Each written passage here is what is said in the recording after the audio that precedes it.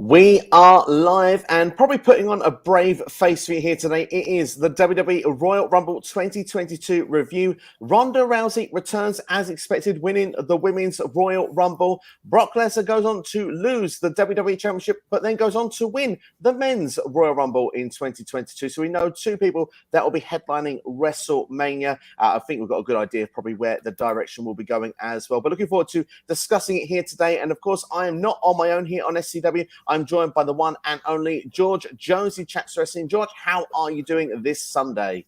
Yeah, very good. Thank you for having me back on your channel, Steve. Looking forward to discussing the pay-per-view, that's for sure. Yeah, absolutely. There's a lot of talking points. There's a lot of potential. I don't know about controversy is the right word, but there's certainly a lot of a mixed reaction from people off this Royal Rumble. I think there's been some good things about it. There's definitely been some decisions that were questionable, but I'm looking forward to diving into you. Like I said, if anyone wants to get involved in the chat, feel free to. Ben, thank you very much. Hope you're doing well. Thank you for joining the stream. And like I say, if anyone wants to get involved, we will bring comments up as we go through. Ben has just given his shout as well. They're saying that he thinks that the Women's Royal Rumble was much better than the men's. I can just save George some very quick time and say we both agree with that. And also, Martin Korea says, what's up to us and hope you guys are doing well. Wow, what a premium live event. I mean, that's one thing you can say. It definitely was newsworthy. We're not going to be shy of talking points for you for the afternoon's duration for where we are. But George, just before we go through the pay-per-view, summing up like in chronological order, just a few kind of moments of the Royal Rumble that stands out to you that you want to just say off the bat of your feelings. I think you got to go with the whole Bobby Lashley Brock Lesnar match, the dream match that we finally got, which was nice to see. And it was just a crazy match. I really kind of enjoyed it. To me, besides the opening match, it was the only real match on the card I felt that was quality that I'd quite happy to go and see again if that makes sense. But I enjoyed it. There's a lot of talking points coming out of this. It just seemed like a very long show to me. I don't know if it's because of the time difference here in the UK. Obviously, the time it finished is kind of like 5 a.m. here, which is a lot sort of earlier. But I think it was okay. I think they went above and beyond to try and deliver surprises. And I just think a lot of it's okay. There's a lot of holes, though, with stuff, which we'll probably discuss. But yeah, I just thought it was an okay show. I can't say it's something I'd have to go and watch again, if I was being honest. That's the thing that I've took out of this show. It's definitely not one that I'm going to turn around and say, "Oh my god, I need to go do this." Like the retro reviews are coming back this week on this channel, and it's not one I turn around and say, "I'm in a hurry to put this in 4 or 5 years' time to go and talk about it again." Do you know what I mean? So yeah, it's going to be exciting to see where it's going to lead to. And just before we go into chronological order, Wrestling by Waldridge is in the house. Says even lads, little deflated after last night, but still looking forward to how Mania might shape up. And I think that's the thing. Mania still looks like it's going in a good direction. I wouldn't say necessarily everything that was done last night was wrong. It's just maybe in the way that it was done. So let's go into it, shall we? Let's start off because there's nothing really to talk about the kickoff. Nothing happened, so that's a waste of now if you took your time out for that. I personally did, and then I watched all of it early this morning, the actual show itself. But hey, looking at it, we started off then with Roman Reigns, the Universal Champion, defending against Seth Rollins. Perhaps a surprise to many, but of course Roman is the main event usually. And one thing that's coming with reports before, if it wasn't the main event of the show, he always would be someone to open the show. So I suppose it's not such a surprise. But what was a surprise was Seth Rollins entering via the Shield music, Shield actual ring attire as well. This was cool. I'm gonna say it off the bat here. Two heels. It's a hard dynamic to make heel versus heel work, but these two, such brilliant characters that they've got anyway. Seth has been in Roman's head the whole time, and the way that this was done, in my personal opinion, just put a wow factor. And the fact was that you didn't have to have this squeaky clean babyface. Fans naturally reacted and wanted Seth Rollins to win just purely because they loved what he done to get in Roman's head. What did you think of Seth Rollins with that entrance? I thought it was really clever. It was something outside the norm. Plays on the mind games, as you said. But yeah, I thought it was really, really good. I think it was really, really good. It was so weird to see like Roman Reigns there, that Paul Heyman. That took me a bit of an adjustment. I had to take a double take almost. But yeah, it was a clever entrance. It was a good way to get Roman rattled early on, which I thought was a good game plan, so to speak. Absolutely, and it continued for the match. It was just mind games, and I love a good story during the match, as you know, George. And for me, this is what made this so excellent to watch because, you know, we saw the Shield powerbomb through the announcers table in the first few minutes of the match, the curb stomp gone for. Seth hitting a pedigree as well. Remember, he'd actually turned on the Shield to join the Authority at the time, so the pedigree was a nice touch. And of course, Roman kicked out a lot of the big moves, which, you know, made you think, well, hang on, this is only going to go one way. But of course, Seth also every time taking those big moves, managed to show he was still in Roman's head by making sure he was giving that sort of dastardly laugh, if you want, of Seth Rollins. And of course, it just made Roman more and more angry, knowing he couldn't put Seth away. And as we got to the finish there towards the end of the match, the guillotine was put on from Roman Reigns. Seth, well, via the referee, got his hand on the rope. There wasn't really Seth doing it himself, was it? I don't know if that was a slight mishap, but still nonetheless. Roman refused to let go of the hold for the 5 count. Now, I want to get your thoughts on the disqualification because, of course, for many people, DQs are a cheap and screwy finish out of what could be a natural result. And we had what I think arguably was a fantastic match beforehand. Did that sort of ruin the finish for you, or do you reckon it was a clever strategy of what they did? I think for me, I'm never a fan of a DQ. If we look at I can look at it through sort of brighter eyes now, I'm more awake. I think to get a rematch out of it at Saudi at the Elimination Chamber, it's sensible. For me, I thought it was just okay. I thought the match up to that point was really, really fantastic. I'd be happy to see a rematch, and it kind of makes sense. A DQ does make sense to me. I just think I just wonder what Seth's going to do when kind of Roman buries him. That's kind of the thing, though. I get they want to protect Seth this month. I don't really get all the differences protecting this month to in Saudi. It doesn't really make any difference to me, other than dragging it out, if that makes sense. Yeah, of course. I mean, the thing is, I want to see a rematch after this. I mean, the beautiful thing as well, after this match had finished, where Roman realized he couldn't get the job done, Seth had gotten his head to the point that, correct me if I'm wrong, George, because you are a stat man when it comes to this. This is the first singles match that Roman Reigns has lost since the Baron Corbin one back in 2019. Would I be correct in saying that? You put me on the spot now. Yeah, as a singles match, yeah, probably. But didn't he lose to Drew McIntyre? I'm sorry, no, it's about Roman Reigns, aren't you? Sorry, yeah, Roman Reigns. Yeah, Roman Reigns. Yeah, the last loss was Baron Corbin. You are correct, apart from in tag matches and stuff. But this is definitely his first sort of loss. But it's still unbeaten by pinfall. Absolutely. But you could see the frustration that he had there and the fact that he actually did the thing to Seth that Seth did to him back in 2014. I thought it was a lovely, way that if they wanted to, they could close the feud there if they wanted to, because Roman gets the revenge by doing the chair shot and can move on to what we know he moves on to later in the night. But I'm with you. I hope there's a rematch because I think fans would want it. They would love to see the idea of if Seth can do it a second time. But like you say, Seth probably isn't going to do it second time round. But what were your thoughts on that chair shot? I thought it was brutal. I think it was a clever move. The fans clearly were going to boo the fact the match ended that way. It was a good way to get the fans on their side. And yeah, I just thought it was a really good way to make me want to see more. Got to give you a shout out, Steve. You got the prediction right, so pat on the back to you. You called Seth Rollins, so well done. I take any way I can get that victory because I was not feeling confident. But yeah, Jonesy, I've lost you for the minute. Jonesy, are you there? And Roman and again, basically. You're back now, Steve. I don't know how much of that you heard.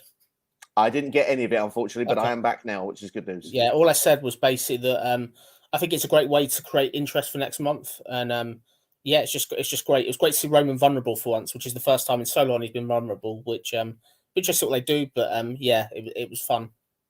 It certainly was indeed there. And yeah, I'm interested to see where it's going to go next for me. This was probably my favourite thing of the entire night. I'm not going to lie to you. Maybe along with the Women's Rumble match, I enjoyed both of those a lot. But I really thought this was great fun anyway. And we go to the comments, see what people got to say. Wrestling by Wardridge, that Seth entrance was probably my favourite moment of the entire night. Amazing wrinkle in their story. And I have to agree with that. Martin Gray does actually going to say something about the Rumble very quickly. He says that I found it strange no NXT guys didn't show in both Rumbles. It's always been a tradition, I believe, since 2014-15. I believe you are correct. Yeah, it just goes to show that 2.0 really is separated from the main roster at this point. But we'll be talking more about that when we get to the Rumble matches. For the first time, Dan the Man Williams, wanted to see Roman Reigns lose, and now he wants Seth to get the title off of him due to him cheating to keep his title. So there you go. I mean, it kind of worked there to get the fans on side. That was a question I wanted to ask. You said that actually something a minute ago about the fans booing at the end there. Were they booing because of the DQ finish, or do you think it also could be just a slight part of it that people booed because of the fact that Roman got the heat? Literally, Seth was in his head, and he was no way out other than taking that DQ loss. Like you said, he had to cheat to keep his title. I think the reason why probably they booed was they really thought this was the one chance of Roman to lose the belt, maybe. And the fact they're not going to get that payoff instantly, it is a cheap way of getting the title. But yeah, I just think generally it's a pay-per-view, you're paying your money. It's opening the show, you haven't had a kickoff match. A DQ really is just not very good. You don't see a lot of DQs in AEW, to be fair. But it is a sensible move in this match. I'll give you that. They didn't want Seth to be pinned. They didn't want Roman to be pinned. But so it probably does make sense overall, to be fair. They should have just had the Usos running, though. Would have done exactly the same thing, really, probably. technically. Absolutely. Even though Seth got no momentum back, because obviously the way the match finished, Seth got literally no momentum back, did he? He was just there, laid out, Roman laid him out, which is fine. You'd have thought maybe later in the night we would have got a backstage attack or something, but they were short for time anyway. It seemed to be the whole way through the night, they were kind of short for time. Absolutely. Well, let's just go through these comments very quickly. We can go on to our second match of the evening, which, of course, is the Women's Royal Rumble match. Martin Gray says, from start to finish, Reigns and Rollins had the best character-driven match. It makes sense why Roman did a DQ of anger, and also why Rollins was on the rope was a self-doubt for Roman. Yeah, and I totally agree. I think it's a fantastic shout that's been made there. And with self-doubt of losing the match due to mind games from Seth, I think goes on to say they completely agree with that 100%, and so does Aaron as well. They says also understand that the finish was a little disappointing. Yes, it was disappointing, but we do see the sense in it. But let's go on to the Women's Royal Rumble match. But let's be fair, this was a lot of fun from start to finish, of course, with a lot of cameos throughout the match. A lot of surprises that were announced ahead of time. Obviously, the likes of Mickie James thought it was a great shout that we got the Hardcore Country actually played out at the Royal Rumble, holding the Knockouts Championship. Forget it was called the Impact Women's Championship, but still, I thought that was a pretty cool little note. Ivory, I thought was really fun as well, coming through the match with a right the sense of thing in pure character mode. There was a few surprises along the way, but of course, the match started off with Sasha Banks and, of course, Melina. Melina didn't get too long in the match, but you could see it was a special moment for her to be in the Royal Rumble match. I think the first main talking point, though, of the Royal Rumble here is the fact that Sasha Banks was eliminated so early. She was eliminated before Bianca Belair could actually get into the match, which I believe was the number 8 spot. What were your thoughts with the early elimination from Sasha Banks from Queen Zelina? Yeah, I thought it was a total waste of time. What was the point of bringing Sasha Banks back for this one spot? They should have made no sense to me, really. I think it would have been no different, really. Someone else been in that spot. And yeah, just shocked. If it's going to go somewhere, fine. But I was really kind of disappointed because I thought Sasha Banks, really, for me, I could have seen her being in the final 4. But the only thing I can make up and try and believe the reason why I've done that is maybe she wasn't fully fit to be in a match long term, probably because of her injury, maybe. But yeah, I was disappointed. I thought it was a really silly way to bring her and have her out so early, like going out before like people like such as Leah and stuff that come later. It didn't really make sense to me, to be fair. She didn't look in bad form when doing the splits straight away, though. That's the thing that makes you think, like, well, hang on. But like you say, if she wasn't fully fit to go, surely you'd have put her at the latter end of the match there. She could have been mixed up with the likes of people at the end. But no, like you say, it is what it is, unfortunately. But hopefully we'll learn more. Maybe there's just a change of direction now for Sasha Banks, later on. But there's a great point that's been just put into the comments here. I actually was going to bring a note to this. It felt a bit like Daniel Bryan's elimination the year that... I believe it was actually the year that Roman won, actually, back in 2015, actually, from Wyatt when he did it during that match. And like you say, he kind of had that similar kind of vibe there. I agree with Aaron 100% on that. But at the same time, does it not give that kind of sense of anything can happen? Because Queen Zelina, I mean, 6 months ago, everyone said she couldn't buy a win. Now she's a Queen of the Ring. She's, or Queen's Crown, if you want, Women's Tag Team Champion. She's eliminating Sasha Banks. She has a lengthy stay in the Rumble. Is it a better time to be someone like that right now as a rising star? If it actually means something, like the thing is, there's that many eliminations in the Rumble match that you don't really can tell what's important and what's nothing. But I think it was a nothing spot, and it's just a shock really to me. I really thought we would see Sasha and Bianca interact at some point, but no. As I said, it was a shocking way to start. If I was betting on Sasha, I'd have been gutted, to be fair. Yeah, absolutely. And I think one of the next main notary things was Sonya Deville coming out as well. And then obviously when she realized that Cameron was once of association with Naomi in WWE, she came and eliminated her in quick fashion. This led to Naomi coming out. And of course, that eventually led to Sonya Deville being eliminated from the match. Also, Sonya later playing a part of why Naomi was not actually winning this Rumble match. But WrestleMania UK asked, why wasn't Cameron and Naomi not in the match at the same time? Do you think that's a missed opportunity? Yeah, it could have been fun for a cameo and a reminiscent spot, definitely. But I really enjoyed the elimination of Naomi. I thought it was done so well. There's real good heat on that feud going into sort of SmackDown and Raw next week. I think it's a really good sort of spot. But yeah, it was fine. It was nice to see that played up. There's at least something from television that they've actually started to move forward, which was nice. Yeah, I actually have to agree with that, actually. Even though I did all the fantasy booking and suggested that would be a great idea to do, I think the way they actually did it was quite clever because Cameron obviously thrown out and Naomi kind of upset she didn't get to share that moment. It's kind of like we were robbed of it, but so was Naomi. So that's what made her go straight for Sonya Deville. So I actually didn't think it was that bad of a spot, actually. But yeah, I mean, as we go through, I mean, we've been said here about the Ivory spot as well there, in their first Royal Rumble. I think that was really fun the way it was done. Did you enjoy the right to censor moment? Of course, eliminated very quickly by Rhea Ripley. Great. I thought it was really, really great. I could not believe that Ivory's in the 60s. The fact she's out there doing it and stuff, it was just really, really impressive. But no, it was great. It was great to see Ivory back in there. I loved it. Even though she didn't do anything, it was nice to see her there. It was a fun moment. She got a promo out of it, which was good as well. Yeah, absolutely, which was great fun. I mean, Rhea Ripley actually had quite a tear in that Royal Rumble. She eliminated a lot of people, including the women's tag team champions. Do you think as well that Rhea actually looks like she's probably improved her spot after this Rumble match? It looked good. It looked promising. It looked much better. It almost looked back to last year's Rumble where she was in the final two. It looked really, really good. I really enjoyed it. I love the work of her and Nikki Ash. I like that whole dynamic, and I just think Rhea was really, really, really good throughout it. I hope they push her after this. It'd be good to see her get that push. Absolutely, indeed. And what did you think of Mickey James's run then? Because there was a slight moment. The crowd erupted for it. They loved the hardcore country. They loved the fact it was Mickey James. It was a big pop, one of the biggest of the entire Rumble match. But then she got straight away a boot in the face by Michelle McCall, going back to the Mickey James storyline that was going on in 2010. But there was a moment where I kind of feared, like, oh, they're going to make her eliminated in like a minute. But she managed to have quite a good lasting spell for about 5 or 6 entrants before being eliminated by Lita. Do you reckon that was a good representation for her in Impact Wrestling? Yeah, she got 11 minutes, so I think that's really, really good. Like, I think the fact she got her entrance, the Impact titles on TV, which was fantastic, and it was a really good, like, feel good moment. I think the fact that she's there and much better than what the AEW Impact partnership was. I think this was a real good way to get Impact out there, and yeah, I enjoyed it. I thought it was fun. Part of me wishes she might have been a bit longer, but they didn't disrespect her, which was lovely to see. Absolutely. I think that's the most important thing in there. And also I have to mention about Mighty Molly. Of course, she didn't last very long in there, but I do like the superhero and almost super villain of Nikki ASH. What was your thoughts with that? I thought it was fun. It was a fun cross of like the new and the old. I thought that was really kind of good. I kind of enjoyed it. Yeah, it was decent. I think it didn't surprise me though. Mighty Molly, as you said, she's been a road agent backstage. It kind of makes sense her being in the match, but I enjoyed it. I'd love to see them do this on TV. I'd love to see them start some sort of feud maybe because the superhero thing they haven't really done yet on WWE. I don't think, which would be really fun to see if they did it. Absolutely. I mean, it could be an excuse to bring Hurricane Helms back for a cameo as well as the Hurricane. That'd be quite fun to see. So, yeah, I'd be fully down for that if they were to do that. I have to mention about Sarah Logan as well there. Of course, she was in there for a very short time, eliminated by the Bellas. This led to then Liv Morgan after a very long stay in the Rumble. She was entry number 6, if I'm not mistaken. This point was entry number 25. Liv Morgan being eliminated by the Bellas. My only nitpick of this is I wish that they had the bond a bit longer because you could see the genuine happiness there together.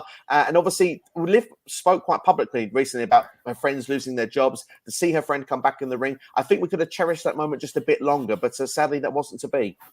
Yeah, I thought for me, yeah, it was obviously it was a quick spot outside when they got eliminated. There was that whole figure moment that the cameraman missed, but I just don't get why the Bellas are eliminating Liv Morgan. Liv Morgan's been on a push. It doesn't make sense. Liv Morgan for me, I thought would be a front runner, and unless the Bellas are coming back and this could be a tag match, I was really kind of disappointed to see Liv Morgan go out by one of the Bellas. I just felt it was really kind of not a person that should be eliminating Liv Morgan at all, really.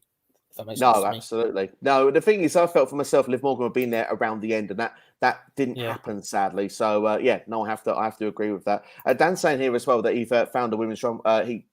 He popped quite a lot, which you didn't expect to. Which I think is quite great. You got all those cameos in there in the match also. So, but as obviously we get towards the main event area then of this match, and obviously it comes to the entrant number 28. Of course, Ronda Rousey makes her dramatic return to WWE. Of course, it's the worst kept secret if you've been in amongst the YouTube wrestling community or amongst Twitter or anywhere like that. But for the people that weren't aware of it, it seemed like it still got a really, really big reaction. Of course, no one knew what number she was going to turn up in either. So it was quite nice coming in that 28 spot and very dominant. How did you feel Ronda Rousey looked in the match? I thought that she looked like she picked up from where she left off. Obviously, a mum as well. She looked like she was ready for WrestleMania for me. Yeah, she was okay. She was finding her feet. I know she was kind of delaying her punches. She didn't want to hit too hard, which was interesting to see. But great to see her back in the spot. I just wish no one knew, to be fair. Like, the people that didn't know, they had a great time, obviously, but the ones that did know, kind of, it was a bit watered down. But no, great to see her in it. Great to see her back. And yeah, what an addition to the roster. Like, the perfect time going to WrestleMania. This is the perfect person to bring back to that women's division. Absolutely. They've released so many. Yeah, absolutely. And we have to mention Lita as well. Lita was eliminated also. Do you reckon she'll get her match still with Charlotte Flair, or do you reckon that's sort of done now? I think if they're going to do it, it has to be sort of an Elimination Chamber, based on sort of, unless there's going to be another pay-per-view after that. But you never know, really. There wasn't too much after it. Obviously, she got eliminated, and that's kind of it. Like, Charlotte's obviously got bigger things to worry about, it seems. That's kind of the way that I read at the end of the pay-per-view. Absolutely. Well, of course, Shayna Baszler was the number 30 as well. So we had a moment there with Ronda Rousey, we mentioned a minute ago. We got to see them team up a little bit as well, which I thought was really, really cool. And do you reckon that this could lead to something? Do you reckon this could lead to something on SmackDown, for example? We mentioned there Charlotte and Lita could be in the short term, but maybe we could also build with Charlotte and Shayna building up if we were to get, say, Ronda and Charlotte going to WrestleMania. Obviously, can now say for the first time, as you know, judging by the video title of this, that Ronda Rousey wins the Royal Rumble. Yeah, I'd love to see Ronda and Shayna, that'd be a dream match. I think like everyone was like buzzing when actually they had that brief interlude in the ring. I think it was really, really good. But yeah, I hope it happens. It's certainly been an interesting clash of styles, that's for sure. Hard hitting, I can imagine. Absolutely. I mean, I was actually referring to Charlotte and Shayna, but obviously I do think long term that'd be a match I'd really like to see if both of them are on SmackDown. But of course, yeah, we go down to the final two then of this match. Bianca Belair, we should really talk a little bit because she was in the final four, and she was eliminated obviously going into when she was actually eliminated someone else. It was a shame to see that Bianca Belair didn't really get that big moment really, because I think a lot of people were holding on for the idea that Bianca Belair after SummerSlam last year that she would get into the Royal Rumble. Don't worry, she'll win the Rumble. She was in the Rumble for a long time again this year, but I don't feel like it was the same impact. She looked fantastic. Don't get me wrong. She was head and shoulders above a number of the performers in there. Definitely a fantastic athlete, but only one elimination in the entire time she was in that match. Do you think that this is probably not the best way if you're going to build it to a WrestleMania match? Yeah, I think it wasn't the best. She obviously was durable and stuff like that. And yeah, I just thought it sort of did what she needed. Obviously, they didn't want to give her the win because of Ronda, but no, I just to me, I was just disappointed really that we had Charlotte in the final four. If I'm being honest, I think look at it logically. Why was Charlotte in the match? She's the champion. She doesn't need to be in it. It's kind of a waste of a spot. I'd much rather have seen Sasha Banks in that spot instead of Charlotte. Really, at least someone competing, because it just seemed to be sort of a throwaway in my opinion. Really. Yeah, I mean, the thing is, the only thing that seems to make sense of it is the person that eliminates her probably is going to go and face her at WrestleMania. And since she was the runner-up and Ronda Rousey threw it out of the ring at the end, it just seems to make sense that that's going to be the direction. Of course, a bit of me hopes, I mean, Ronda Rousey is going to be on Raw on tomorrow night now, because getting confused now with these premium live events moving to Saturday. But at the same time, with Ronda Rousey doing that, do you think that she will confront Becky Lynch and say, look, I will face you whenever, but at the moment, my decision is Charlotte Flair? Or do you reckon that she's going to probably do that thing where they sort of drag it out for 3 or 4 weeks? It's like, well, look, I make my mind up when I want to. It'll be Charlotte Flair, probably dragged out. But don't lose hope on the Becky Lynch and Ronda Rousey match. WrestleMania 39. Yeah, I think it'll happen. It's definitely going to happen at some point. 100%. Do you reckon there's a reason why it's been left for that? Do you reckon it's because maybe Ronda wants to get, a bit of time under her belt, say 6 months to a year, like you say, perhaps WrestleMania 39, to sort of, get really back in the groove? Because look, she looked great in ring, don't get me wrong, but obviously at the same time, if you've not been doing this for a number of years, there is potential that there could have been ring rust.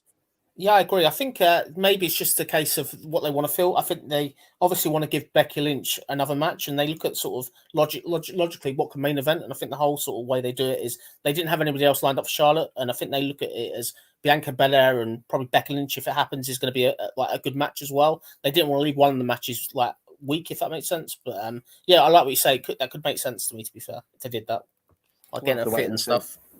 Yeah, well, of course, the other thing also is the fact that they wanted to do Ronda versus Charlotte WrestleMania 35, so it could be just 3 years delayed, I guess, could be the situation with that also. So a number of different reasons what it can be, but I will, just before we go to the comments, and as you know, I've thrown a few up on the screen, so we've got so many flooding in, want to make sure we give everyone a shout out and get them on screen as well. But also to say, Jonesy, what would you give this rating then for this Royal Rumble match and out of score out of 10? I'd go 6 out of 10. I think it kind of delivered what it needed.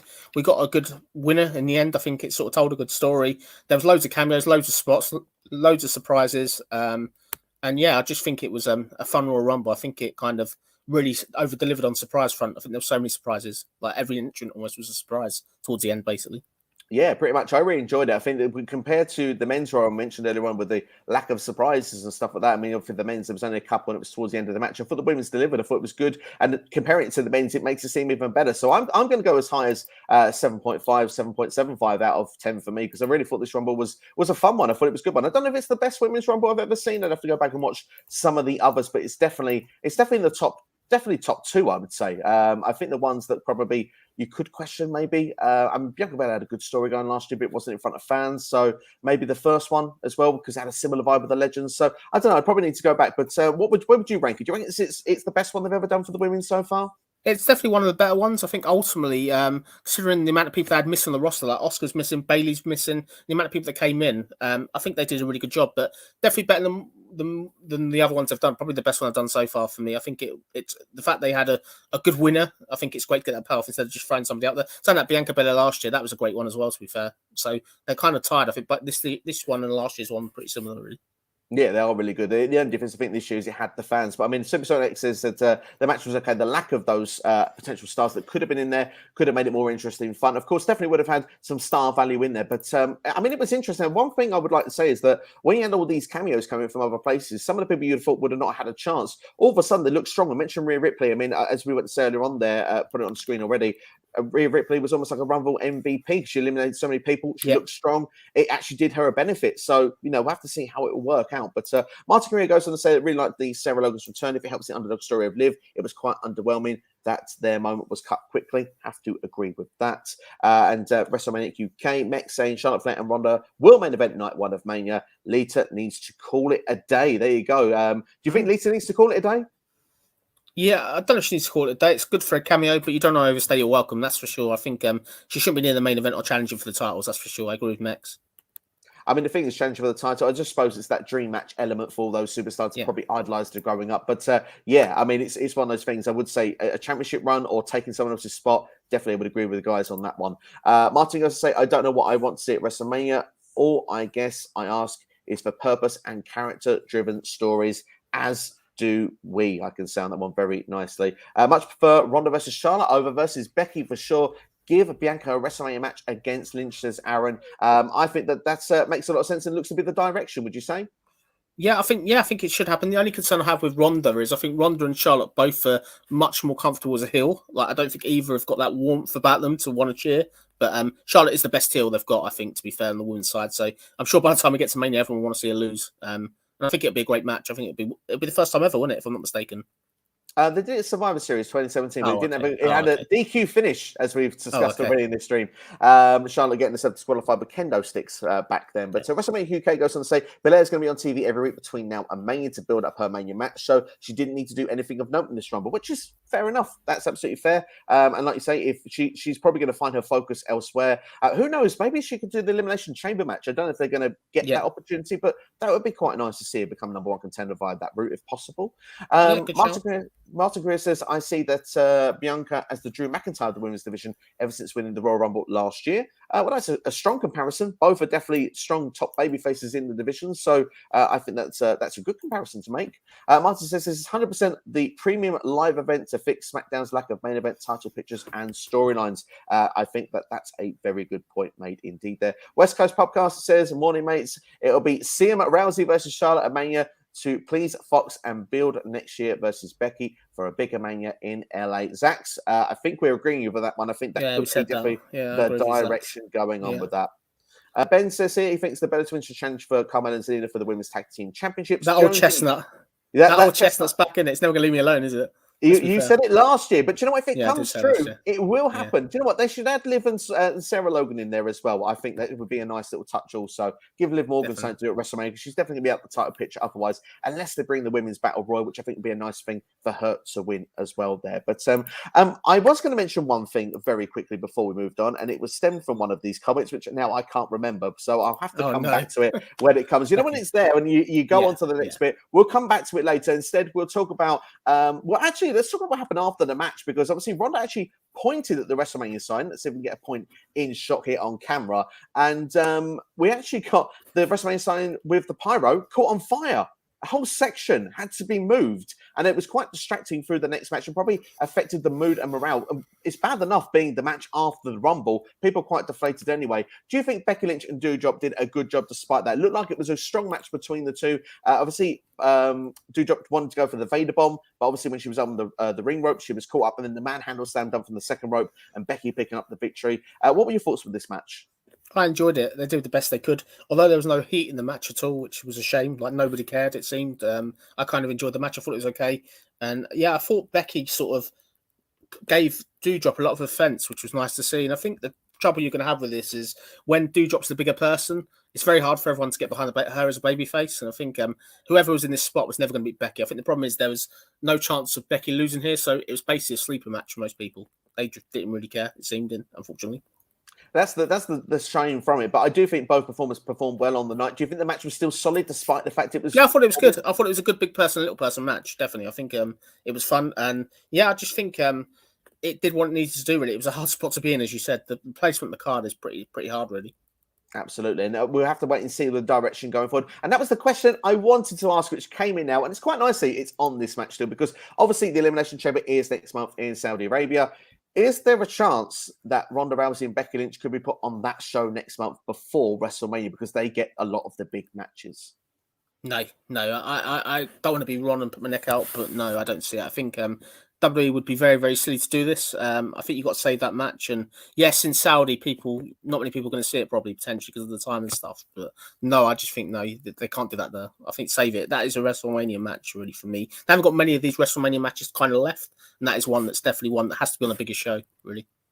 I completely agree with you, but the thought crept in my mind, and I was just like, never say never. If you're right, then I'll give you a shout. Obviously, fair play, but I don't see it, mate. To be fair, it's not a prediction. It's just how can we put it? It's a worrying thought. Premonition, maybe premonition, but also something that I would worry about.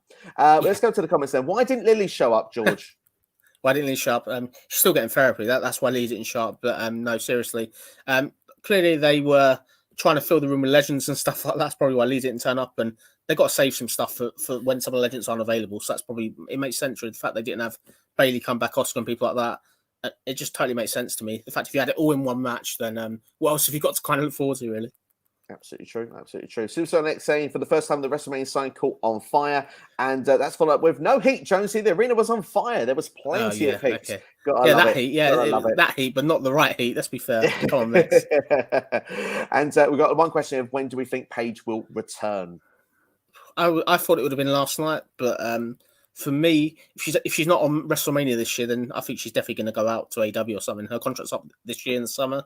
So this would have been the spot to bring her back, but to be fair, I get why they did. And as I said earlier, with the whole thing of too many legends on a match, if she would have been on the show last night with Ronda Rousey winning, it totally would have taken away any heat from her, I think. So bring her back sort of maybe on the road to WrestleMania, but then can she fit on the card? The problem is, if you look at this WrestleMania card, it is 2 nights, yes, but we've still got to get Sasha Banks on there, we've got to get Bailey on there, we've got to get Oscar on there, we've got so many people on there. And who's going to miss out? That's the thing. You don't really want any of these to miss out. It's a difficult time, really. Despite them not having many wrestlers from releasing people, this is the hardest time ever, I think, to build a WrestleMania card with women, because there's too many talented women to get everyone on the card. Would there be an argument then, just to say this very quickly before we move on, that actually there should be more women's matches in WWE, that there's not enough spots given to the ladies? No, I'd agree. Yeah, I think you shouldn't just keep them for title matches. I think the fact that this is probably the best women's roster we've probably got, I'd say maybe you can argue me, maybe not, but you've got 3 or 4 people there that easily could have won last night, and all of them I'd be happy to see them as champion. Yeah, absolutely. I think it's the strongest women's roster we've ever seen. I think women's wrestling is absolutely phenomenal right now. And if this idea does come to fruition as well, which has come from Aaron here, could see a Raw Women's Elimination Chamber match between Doudrop, Liv, Bianca, Rhea, Nikki, and maybe a returning Oscar or Bailey for the number 1 contender to Becky. She's feuded with most of these women lately. I mean, that would be a phenomenal Elimination Chamber match to begin with. But also, the talent pool in that match is incredible. Definitely. 100%.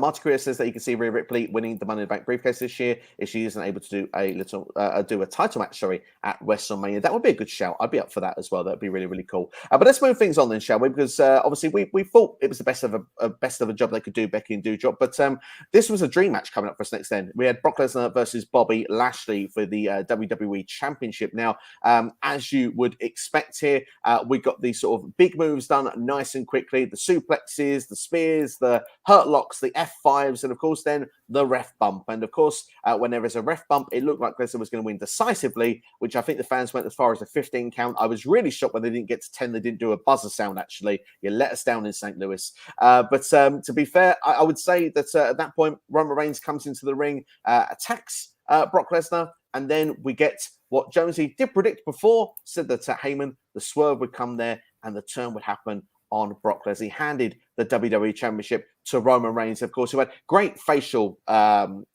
characteristics going on by that point as well. You can really see the cocky little, what he was at that point. Did the Superman punch with the championship, or just hit with the championship, however you want to put it. And of course, that led to Bobby Lashley winning the WWE Championship.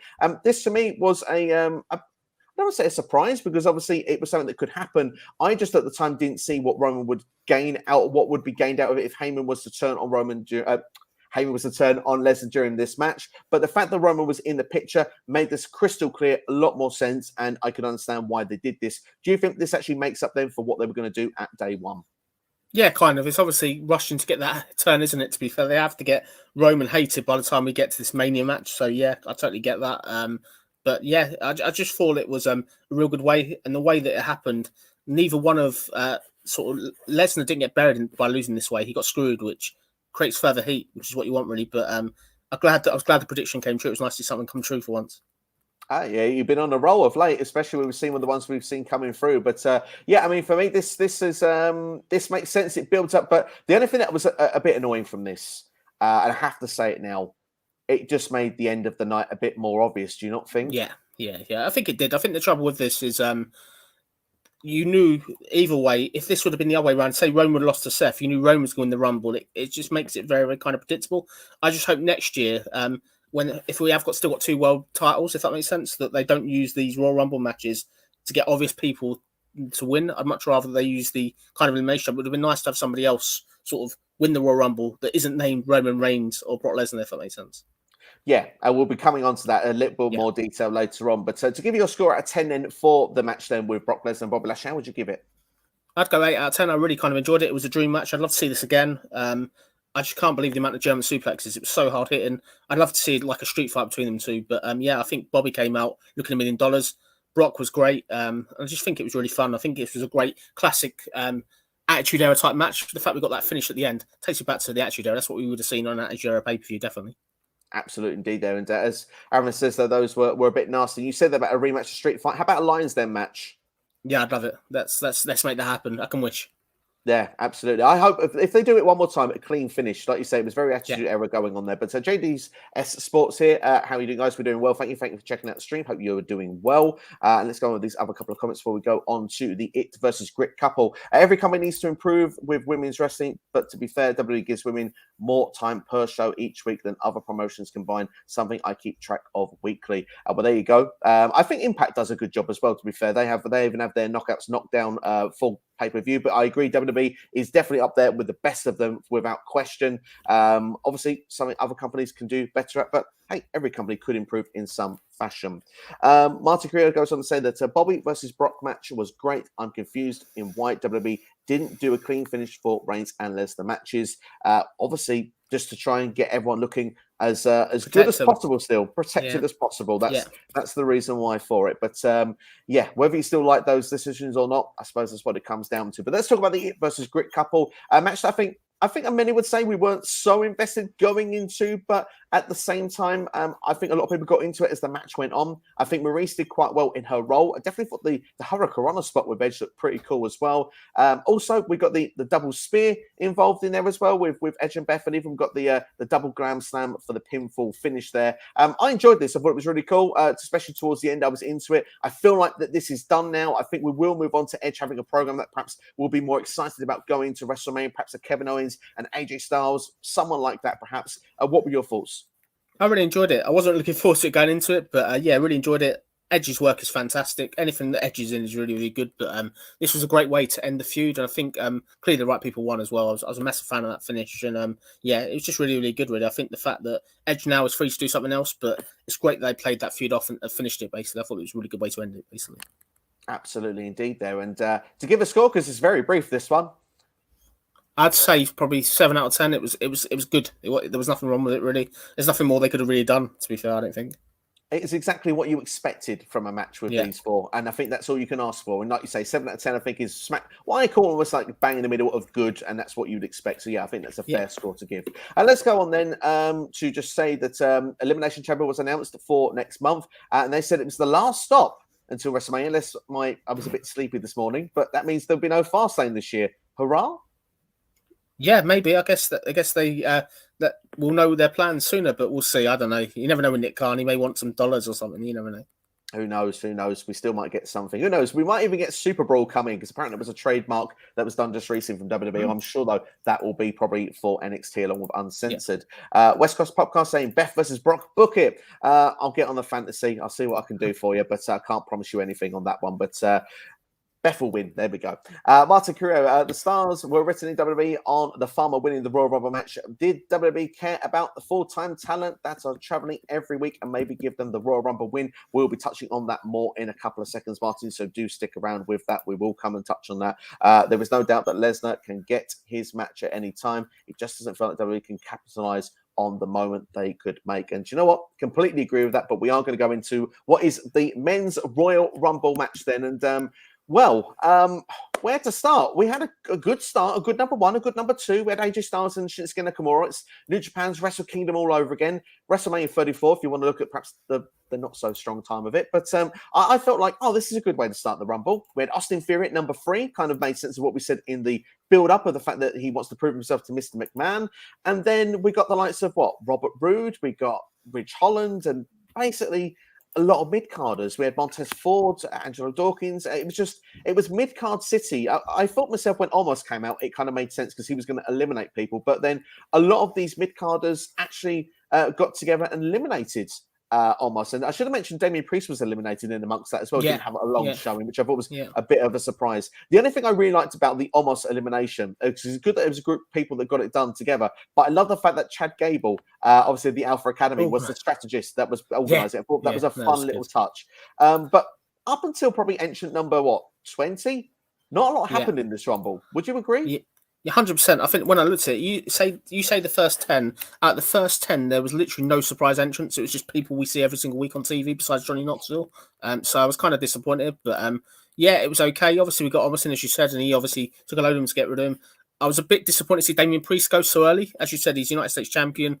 I know Omos is on a push. He's going to be getting pushed. I totally get that, so I didn't really kind of like that part of it. But I thought it was just kind of you could have missed the first half of this match and nothing happened. There were so many missed opportunities to do stuff like the Mysterios. We didn't see that build at all, which I was disappointed about. And when you kind of look at this, I think it was just everybody was in and out so quickly. And just for me, I just thought it was just sort of didn't seem to be organised in any way. There was no real plans to kind of build anything going forward from the first 20 competitors. There was nothing obvious to me that they're going to have a match down the pay-per-view or anything like that. Which for me, being a historian, I used to like watching wrestling back in the day. We would have stuff going on in the Rumble. You'd have Giant Gonzalez get attacked by Giant Gonzalez, for example. It's going somewhere, you know what I mean? It's just it just got very samey for me. Even poor old Kofi Kingston missed his spot as well, which was just summed up the night really for me in that respect. It definitely summed up that match there. We'll touch on Kofi in a little bit in a second, but I want to talk about Johnny Knoxville because that was early in the match. And obviously you mentioned on the stream that I did yesterday, you thought Johnny Knoxville and Sami Zayn, one of them two, would probably be the shortest. I couldn't tell you who the shortest was on the night, really. Maybe Mighty Molly in the women's, actually. But I just felt to myself, the Johnny Knoxville spot, we've been building up for it for weeks. It felt like it was just normal that we would have him eliminate Sami Zayn, but then Sami got his moment, which, okay, great for Sami Zayn. I suppose the WWE superstar should eliminate the celebrity, but I just felt to myself that it just felt a bit flat. Yeah, I agree. I think the thing is, in my head, I had this big idea that Omos would chuck Johnny Knoxville and it would be some crazy somersault or something absolutely insane. But it was a bit of an overkill. Obviously, they're getting that payout for the Jackass movie that's coming out next month, so that's probably why. But it just seemed to be a bit of an overkill. They've been building this for weeks. For Johnny Knoxville was in it a minute and a half. It just was a total waste, really. Do you think it's a bit annoying as well? Because obviously John Knoxville with Jackass famously is doing crazy stunts. Obviously, I've never really watched Jackass, but is it Wee Man? He actually got body slammed, didn't he, through a table the night before by Brock Lesnar, which was on social media, which I thought looked pretty fun. I thought we're going to get something insane there with Johnny Knoxville. And like you say, a moment like for Omos would have been Sports Center or ESPN or whatever. People would have been like, let's check this out. But it just wasn't anything like that. But I don't know. I mean, there's a comment that's come in here as well, which according to Dave Meltzer, it looks like we're building towards Sheamus versus Johnny Knoxville at WrestleMania. Would that be something you'd be interested to see that Martin said there? That's not happening. Not in a million years. I think, I can't see it. No, definitely not. Poor Sheamus to be landing the spot. But this movie's done in February. They're only there for the movie, so they won't be on WrestleMania. I'd be shocked. Even though they're trying to get a celeb on WrestleMania, I don't think it'll be Johnny Knoxville. No.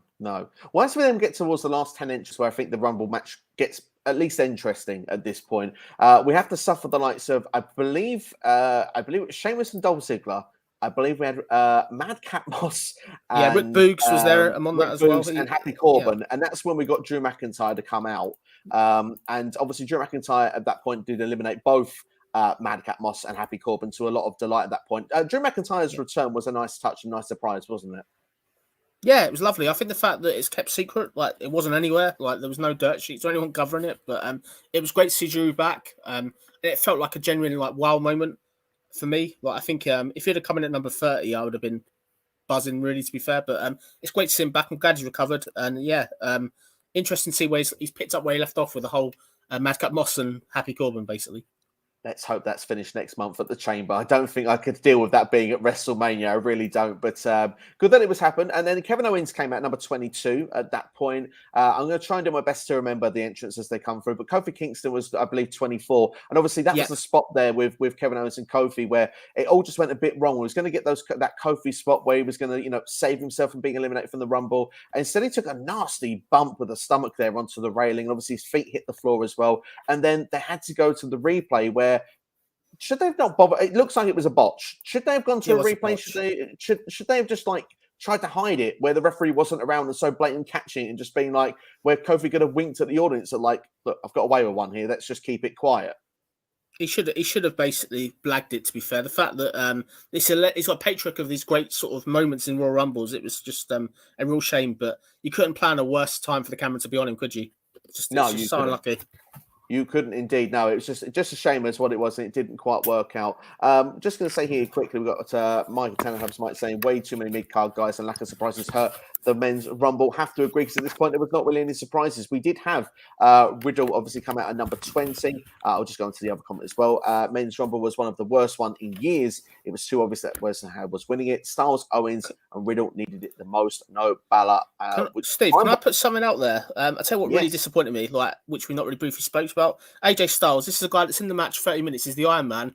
He gets eliminated by Madcap Moss. Of all people, Madcap Moss. It's not like they're actually getting him out there by Brock Lesnar or somebody that's actually going to do something. It's just baffling, isn't it, that they would choose Madcap Moss to get rid of AJ, really. It just shows anything can happen. And the Madcap had a good showing, I believe, in a Battle Royal before on SmackDown, I believe it was. I don't think it was the Survivor Series one. I think it was the Thanksgiving one. But at the same time, I agree with you. It should have been a big name eliminating Styles. I really thought Styles was going to be the journeyman that would be there at the end. Yeah, I thought it would be in the final four. Definitely. No, it just didn't work out. And I agree. It was a bit mind-boggling, really, of why that happened. Same with Big E. Big E entry number 26, and he's eliminated within a couple of entrants. How the mighty four? He's got to have one of the worst starts to a brand new year. Starts as WWE champion, loses it on day one, loses to Seth Rollins, and the first Raw opportunity when he makes the challenge for the match. Seth didn't want it, by the way, but Seth won, and then he comes where he's sort of like in a tag team rivalry on SmackDown with Kofi against Happy Corbin and Madcap Moss. Now he's here at the pay-per-view in the Rumble match. You think a redemption story is on for Big E. Instead, he's eliminated in a brief moment. What happened? Yeah, they just make up as they go along. But the thing with it is Big E, clearly when he was champion, they didn't rate his reign, unfortunately, which is a shame. But you don't want to punish it because he should be at this level here now because he's had the title. But very soon, if he carries on, he's obviously been traded to SmackDown now with no announcement. They've not really even built that up. So you've got to be careful now that he doesn't go down to kind of here. But disappointing really. I just think there was none of that sort of building anything up with him. It's not like he had a square down with Omos or something where generally he's got any impact in the match. He had no real impact in this match at all, unfortunately. Didn't do really anything. I don't think he even eliminated anybody either. Not to my memory. No, he hasn't. He hasn't eliminated anybody. He didn't. No. So he was in the match 6 minutes, 37 seconds. So, too short for somebody that's been your champion recently. Especially, I mean, great for people like Rich Holland that were in there for a while. Austin Theory was in there for nearly half an hour as well. It's great for people like that. But when you've had someone who's WWE champion, you think that person would get the time in the Rumble. But hey, maybe I'm nitpicking. Maybe I'm being too much here. But Rey Mysterio, quick nitpick actually. Number 23. Why couldn't it have been 22? WWE 2K22. Easy booking. Yeah, mate, get this guy a job.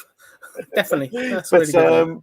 To be honest, let's go then as we go towards the surprises towards the end there. Then we had obviously Bad Bunny as number 27. I thought that was a really nice touch. I had no clue he was going to be there. Apparently that had come out. It was out on Thursday, basically, that he was going to be there. On all the betting sites, it was 1 to 20, but that's my fault for looking at betting sites. But it was a nice spot. He did a fantastic work.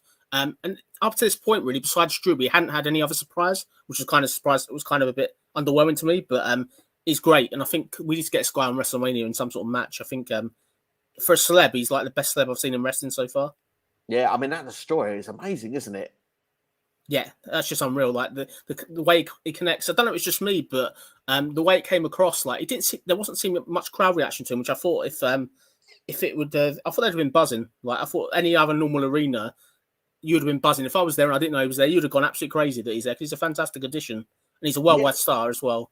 Absolutely brings eyes to the prize, and I think the casual people that don't watch wrestling will be watching that moment. They'll be checking it out differently. It'll be on YouTube or all those other moments to get people talking. So obviously Shane McMahon returned at number 28. Here comes the money, and as has been said here, why was he not in the ring at the same time as Austin Theory? Yeah, 100%. This is another problem. What the hell was Shane McMahon doing there? You've got Shane McMahon in this match, yet you couldn't get Finn Balor and Cesaro in this match. You've had Madcap Moss in it, and you couldn't get them two in either. What's the point of Shane McMahon in this match? It was a total waste of time. It had no payoff, and if they did the Austin Theory thing, I could have totally got on it. But the fact that you got Shane McMahon in the final four, and you got other people that are far more deserving than that, I just thought it was a total shambles. What was the point of Shane McMahon in this match? Let's be fair. Where's it going? Where are we going here? We're not going anywhere, are we? It was just to throw it out there. Oh, it'll get a pop, but nobody cares. That's the thing. Nobody really gave a pop when he was there. I think people didn't mind him being there until he eliminated Kevin Owens. I think that's where it went wrong. Exactly. Eliminating the wrong person. This is a guy you just gave a massive contract to that should be a world champion this year at some point, and you've got him out there by Shane McMahon. It's just WWE. You're killing me. It is. I think WWE, but I do love the idea here of actually Vince in the shark cage. I don't know if that would actually happen, but certainly would be great fun to see. This comment stood out to me as well. We'll go through all the comments, so do apologise if you're waiting for your comment to come up. I will get them up eventually. But Finn is out of the country due to personal leave. That would explain why Finn Balor wasn't there. That explains that, definitely. Thank you for that update, because we was not aware of that. So that makes total sense of why he would not be there. But obviously then we get towards the last entrance. Randy Orton, number 29, St. Louis's own. They made us wait for him. I thought he would have been in the match early and had a longer stay. But hey, Brock Lesnar comes out as the number 30 as expected and pretty much eliminates everyone. Randy Orton being one of them, Bad Bunny being another. I'd want to say one thing really positive, though, about that number 30. Did you see Riddle's face when he see Brock Lesnar coming down the ring? Yeah. The smile on his face. He didn't know what was going on. It was great. Yeah, for me, I predicted it obviously the other day that would get Brock Lesnar winning it. I didn't actually think it would kind of happen. Disappointed he came out. I get that he has to be there, but for me, this is where kind of there's problems. I've said to you off there, I don't know if you agree, Steve, or not, that Brock Lesnar, was he always going to be number 30? It's not like he took R-Truth out at number 30. This guy just came in at number 30. How did he get that spot? I know it's like, logically, this should be somebody. He's had a match earlier in the night. If he's threatened somebody to get the spot, fine, but just have him out there as number 30. Why would he need to be number 30 if he was still the champion? It doesn't make sense to me, logically. Yeah, he would not have been there had he been number 30. Exactly. They never explained it. Would it have been Bobby Lashley? Had it have not been Brock Lesnar? We'll never know. And that's the thing. Like, it's a strange moment. And I do like this, by the way. I have to bring the comments up first because it's comedy gold here. We've got especially Where Was Veer? He's been missed by us. Would have loved to stand up with Lesnar and Veer. But maybe they should have sent Veer. Maybe Veer's fighting should have come up and then Brock could have like beaten him up and come out and took the spot. That would have been pretty awesome because we'd have been like, well, he's on his way to Raw, but you know, Veer can't find the arena. He can't find the ring. He was there backstage. He can't find the ring at the moment. No, he's coming. There you go. He'll be coming. He can find main event, no problem. But no. On a serious note with it, I mean, like it makes sense that he would have took someone's number. That would have been a logical thing to do. And the fantasy booking, obviously, I did Braun Strowman as the one, but I didn't want to use any of those people in those title matches. Makes total sense. An attack backstage and seeing Adam Pearce go on, you've got the spot. You just instantly go, okay. But it was the most obvious thing. I think they knew that we thought it was obvious. And like we say, Brock Lesnar, it came down to him and Drew McIntyre as the final two. That was nice. That was a nice flashback. Don't get me wrong. It was a really good flashback. But secretly, I don't know if you agree. I was hoping Drew was in. I was cheering Drew. Like, 'cause I thought Brock would win the Elimination Chamber. Why don't Drew win it? If Drew would have won it, think about that intrigue coming out of this pay-per-view. Who's he going to challenge? You know what I mean? It would make that pay-per-view far more less predictable than getting Roman versus Brock we've known for weeks. Yeah, absolutely. Even months. I mean, the thing is, well, if Drew had won that, maybe we could have got a triple threat. I mean, that's the dream match. I think everybody would mind seeing because then adding Drew in it adds a whole new dynamic, and it's probably the three biggest stars you can put in one match. But I think people are probably bored of seeing Roman versus Lesnar. But I think at the same time, the story's been good. The direction and the end game should still be good as well. I 100%. Just don't think they needed to do this platform. Like I say, I think the reason why they've done it, and this is going to be my sort of not defending WWE, but hear me out. The reason they've done it is because they don't have what they qualify to be a top star, and they want the person that wins the Royal Rumble to main event. It was made clear on commentary. This person is going to main event WrestleMania. Brock Lesnar is that guy. Totally agree. He at the moment will bring more eyes to a WrestleMania than, I don't know. I don't want to say people's favorite superstars in case it's offensive, but it is. Brock is that guy at the moment. But without an opportunity like a Royal Rumble to build a star like that, You're never going to get there. No. So this is the problem they've got. This is the opportunity where someone could have, say, for example, I picked Big E to win the Rumble. Now, you can pick your favorite, Kevin Owens, AJ Styles, whoever, Riddle. If that person eliminated Brock Lesnar as the last person, even Drew McIntyre again, you're building someone up and saying they are where they're on that level with Brock Lesnar. That's a match you need to see going forward. Now they're just a bunch of mid-carders. I think we might have hopefully, Steve, you're back, Steve. I don't know how much we lost the view, but carry on. I don't know how much we lost the me as well then, which is not good. But yeah, that's not good. But I mean, just basically, it's mid-carders. If someone had beaten Lesnar, they're on his level. If they've got him out. 100%. That's the thing. You've had a whole year now to get a new push somebody, and all you've pushed really is Big E and Roman largely, and you could say sort of Bobby Lashley as well. But it's a shame. But I used to like the days back in the day where we used to have like somebody you don't suspect win the Royal Rumble, but I don't know. It's a safe bet, isn't it, really? I think Roman and Brock could have happened without the Rumble result, though, 100% anyway. I think you need Brock to actually win the Rumble to get this title shot. I think it would be better if you would have just given it to somebody else, really. I think AJ Styles, Kevin Owens could have been fun. I'm not saying they have to go against Roman. Why can't they go against Bobby? It just to be something different, if that makes sense. Absolutely, indeed. I totally 100% agree with that. And obviously, it comes down to that feeling of then with the Royal Rumble, did this last match really dampen the rest of the mood for the rest of the show? Like, would you have given a higher grade for the show had this men's match been better? Yeah, I don't know if I'd give it a higher grade. I think probably yes. If it wouldn't have been so obvious, like it was obvious enough for me to say it on when we did our review on Wednesday. This would be the outcome. Like, you know what I mean? This isn't like testing. If I say I'd love a pay-per-view where I get it wrong and stuff like that. But yeah, for me, if the match would have been better and more stuff would have been built out of it, another key thing that I'm going to say that lowers the score down is where was the interaction with Riddle and Orton? Where's the fallout of that? That should have started already, surely. If we're going to have this match at WrestleMania, I know we've got many months now. This was a perfect place to start planting that seed. And it wasn't Absolutely. done. They both just got thrown out by Brock. We should answer the question from earlier on that Martin asked very early in the stream. We had no NXT superstars and really not many surprise superstars, particularly in this men's Royal Rumble match there. Do you reckon that this really defines NXT as it's nothing to do with Raw and SmackDown? It's not a place to even invite people from NXT going forward to really see if they can test themselves and see if they can get over? The only thing I could try and think is obviously the COVID maybe sort of makes them scared to interact or something still. Yeah, I don't really know. I thought we would have got at least Braun Breaker there or Gunther, but let's look at a positive.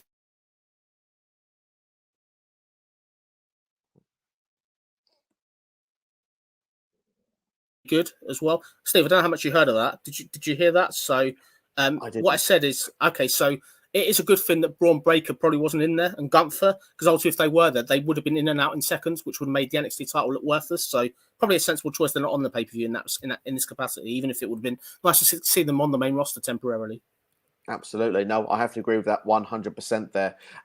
We'll quickly go to the comments here just very quickly and see what people have got to say before we get to close to wrapping things up. In fact, actually, I want to know your score of this Royal Rumble just before I do that. Okay, I'm going to go 6 out of 10. I think the matches were okay. The opener, the Brock Lesnar Bobby match was good. The women's match was good, but the rest of it for me, I didn't need to watch, to be fair. I would agree 6 out of 10 for this Rumble as a whole pay-per-view. I thought it was fine, but yeah, there were parts that just for me were, the main match is what harmed it, and a couple of other spots for it as well just didn't help either. But overall, I'd say with the men's Royal Rumble match, is this in one of the worst Royal Rumble matches of all time, or is it too early to say? No, it's not one of the worst, but it's not memorable. There's nothing I need to see from this apart from Bad Bunny again.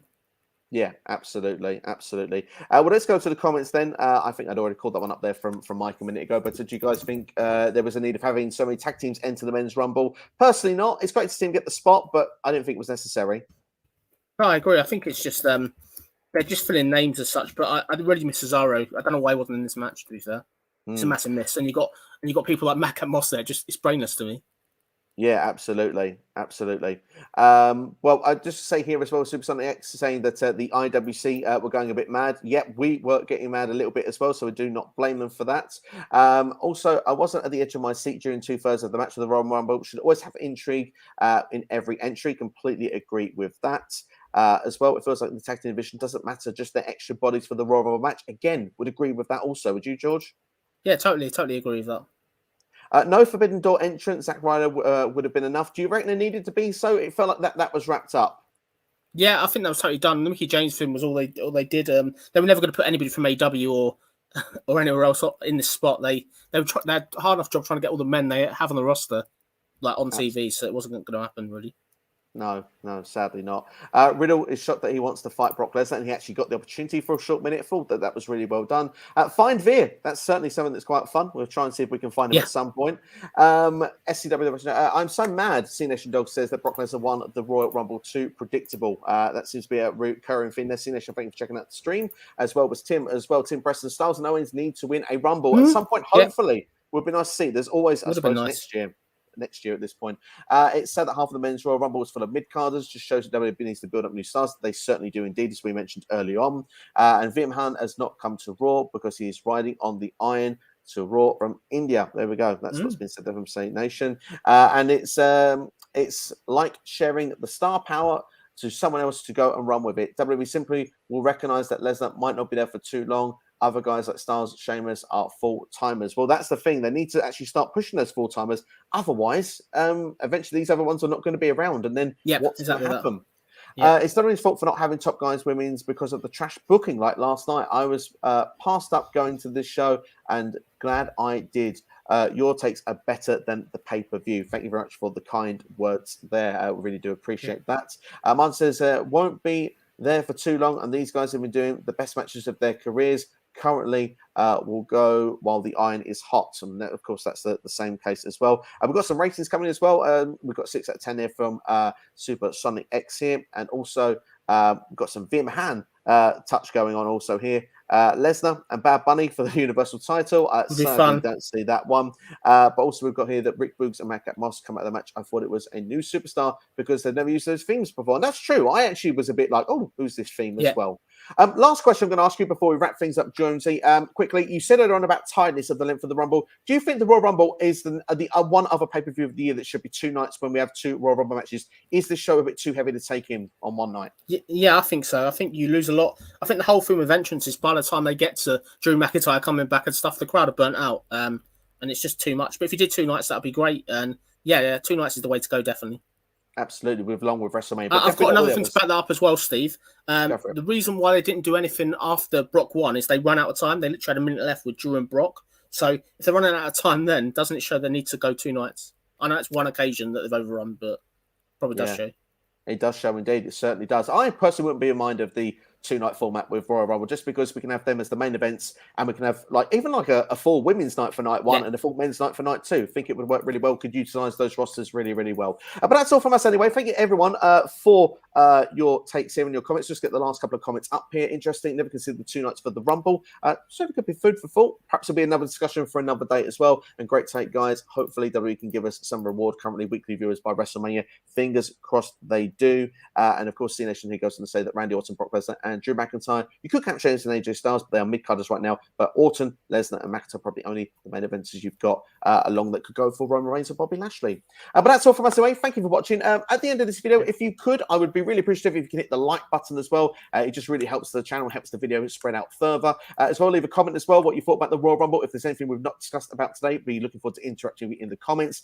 Make sure to, as well, like I say, subscribe, hit the bell as well. You know, each and every time a video is released. The Q&A is out tomorrow as well. And also, SCW Rewind will be up on Wednesday. It's coming back live. I'll be joined by this chap, Wrestling by Wardridge. We'll be doing Elimination Chamber 2018, which we're really looking forward to going through that one. And thank you much for your kind words as well there. But that's all from us. Thank you very much, Jonesy. Go and subscribe to his channel. He's got awesome content, and we'll see you all next time. And thank you for watching SCW, our Royal Rumble 2022 review. All the best. See you soon.